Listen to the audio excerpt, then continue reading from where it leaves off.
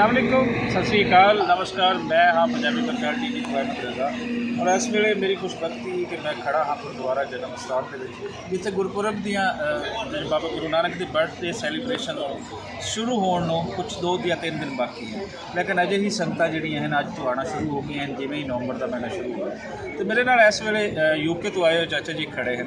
इन्हां दे नाल अंदर असीं लंगर हाल दे विच बैठे सी तो गलबात हो रही सी, बड़ी सोहनी गल, बड़े मुहब्बती रूह है। तो जानते हैं इन्हां दे बारे कि कित्थों आए तो की ना है। की है ना चाचा जी तुहाडा? मेरा नाम हरदयाल सिंह वारी है जी। हरदयाल सिंह जी कित्थों आना होया? मैं जंपल पंजाब का हाँ, अपना पूर्वी पंजाब, लहंदा पंजाब से चढ़दा पंजाब जी। तो हुण इस वेले असीं मैं अपने आप को भागां वाला समझदा है कि मैं एक लहंदे पंजाब के अपने भैन भरावां नूं मिल रहा हाँ। और मेरा जन्म जो चढ़दे पंजाब में होया। उस तो बाद फिर मैं यूके में चलिया गया, माइग्रेट कर गया सी। कदों जाना है यूके? मैं 1968 के गया। तो बड़ा लंबा समा हो गया। हाँ जी, समझो जिंदगी लंघी है। हाँ, उदों तुसीं बच्चे होने हुण भरपूर जवानी दे विच? नहीं, मैं जो उम्र गया मेरे वो 27-28 साल का सीगा मैं गया। और मैनू भाईजान एक इस गल की बड़ी खुशी है कि जो मैं कोई 30 साल तो इस गुरु घर के दर्शन करने वास्ते तमन्ना सी मेरी। अच्छा, 30 साल तुसीं आण दा खास मन? ਉਹਦਾ ਕਾਰਨ ਇਹ ਸੀ कि एक पहला ऑर्गेनाइज होया सी तो दूर गलासगो तो साढ़े शहर तो ठीक है। और वो मेरे जान पहचान वाले सन तो वो कहते भी असं तुहानूं नाल लैके जाना है। और मैं उन्होंने पासपोर्ट दे के आया तो मैं भाई साहब तुसीं लो जो कुछ करना ना, मैं तुहाडे नाल जाण लग्या। ठीक है। तुसीं यकीन मनो सारे जथे नूं वीज़े मिल गए, मैनूं हाँ।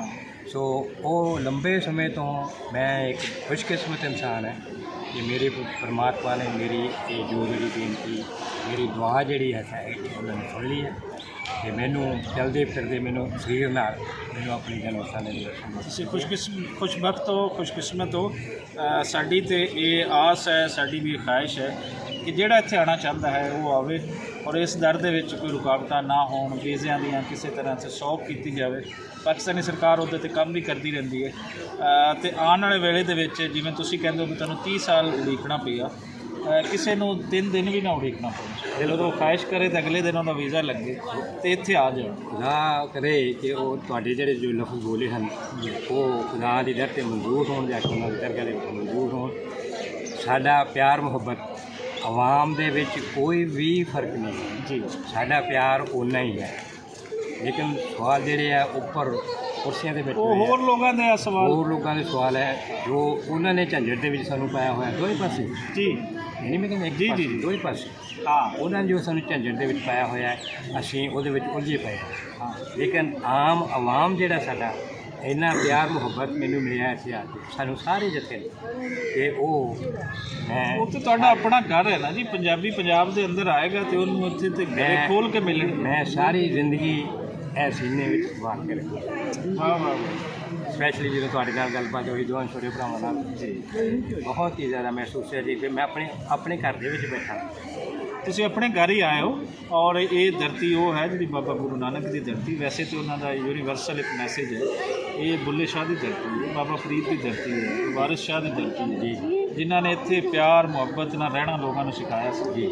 लेकिन कुछ सियासतां इत्थों दी इतनी भैड़ियां होईयां कि उन्होंने आपसी पंजाबियों ने आपसा दे विच उन्होंने वंडिया, एक दूजे का दुश्मन बनाया, कुड़त्तन पई जी। तो हुण की सोचते हो कि पहले तो तेरे नाल हालात कुछ बदल रहे? देखो जी, ये साडे जो पोलिटिशियन हैं, जो साडे आगू अपने आप को हो रहे हैं, जो थोड़े ओपन माइंड लैके चलन, खुले दिमाग नाल सामने हो ठीक है, और इत्थों सच्चे हो के बाहर निकल ठीक है।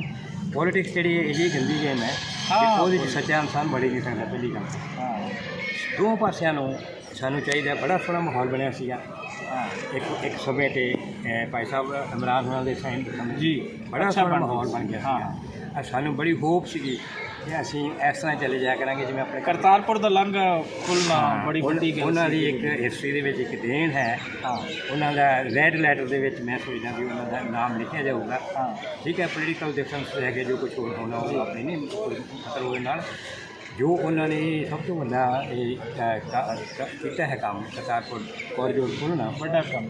मैं ऐतिहासिक जी चीज़ है और अल्लाह करे, खुदा करे, परमात्मा करे ਜਿਹੜੇ ਦਰ 'ਤੇ ਆਪਾਂ ਖੜੇ ਹਾਂ ਗੁਰੂ ਨਾਨਕ ਸਾਹਿਬ ਦੇ ਦਰ 'ਤੇ ਕਿ ਸਾਨੂੰ ਇਸੇ ਤਰ੍ਹਾਂ ਜਿਹੜੀਆਂ ਸਾਡੀਆਂ ਬੀਬੀਆਂ ਸਾਡੇ ਜੋ ਕੰਡਿਆਲੀਆਂ ਤਾੜਾਂ ਲੱਗੀਆਂ ਹੋਈਆਂ ਨੇ ਸਾਡੀਆਂ ਕੋਈ ਕੰਧਾਂ ਬਣੀਆਂ ਹੋਈਆਂ ਨੇ ਉਹ ਟੁੱਟ ਜਾਣ ਢਹਿ ਜਾਣ ਪਰੇ ਹੋ ਜਾਣ ਤੇ ਅਸੀਂ ਇੱਕ ਦੂਜੇ ਨਾਲ ਉਸੇ ਤਰ੍ਹਾਂ ਹੀ ਜਿਵੇਂ ਸਾਡੇ ਵੱਡੇ ਵਡੇਰੇ ਇੱਕ ਦੂਜੇ ਨਾਲ ਇਕੱਠੇ ਰਹਿ ਔਰ ਇਹ ਕੰਧਾਂ ਬੇਸ਼ੱਕ ਕੰਡਿਆਲੀਆਂ ਤਾਰਾਂ ਵੀ ਰਹਿਣ ਦਿਲਾਂ ਦੇ ਵਿੱਚ ਨਫ਼ਰਤਾਂ ਨਾ ਪੈਦਾ ਹੋਣ। ਬਿਲਕੁਲ ਅਗਰ ਦਿਲਾਂ ਦੇ ਵਿੱਚੋਂ ਨਫ਼ਰਤਾਂ ਮੁੱਕ ਗਈਆਂ ਤਾਂ ਫਿਰ ਆਵਾਜਾਈ ਕੋਈ ਨਹੀਂ ਰੋਕ ਸਕਦਾ, ਫਿਰ ਆਉਣਾ ਜਾਣਾ ਹੋਏਗਾ।